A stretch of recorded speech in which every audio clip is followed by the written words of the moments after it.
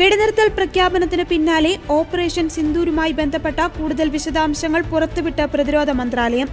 Air marshal AK Bharti, director general military operations lieutenant general Rajiv Ghai, navy operations director general AN Pramod എന്നിവർ സംയുക്ത വാർത്താ സമ്മേളനത്തിൽ പങ്കെടുത്തു. പോരാട്ടം പാക് സൈന്യവുമായല്ല, ഭീകരരെയും അവരുടെ കേന്ദ്രങ്ങളെയും ലക്ഷ്യം വെച്ചാണ്. എന്നാൽ പാകിസ്ഥാൻ ഭീകരരുടെ ഒപ്പം കൂടി. അതുകൊണ്ടാണ് പാക് സൈന്യത്തെ നേരിടേണ്ടി വന്നത്. പക്ഷേ നമ്മുടെ വ്യോമ പ്രതിരോധ സംവിധാനം അവരുടെ എല്ലാ ശ്രമങ്ങളും തകർത്തുവെന്ന് സംയുക്ത വാർത്താ സമ്മേളനത്തിൽ എയർ മാർഷൽ AK ഭാരതി അറിയിച്ചു. വ്യോമ പ്രതിരോധ സംവിധാനമുള്ളതിനാൽ ഇന്ത്യയിലെ സിവിലിയൻസിന്റെ നാശം കുറയ്ക്കാനായി. മികച്ച സാങ്കേതിക സംവിധാനവും ഉദ്യോഗസ്ഥരുമായിരുന്നു വ്യോമ പ്രതിരോധത്തിന്റെ ശക്തി.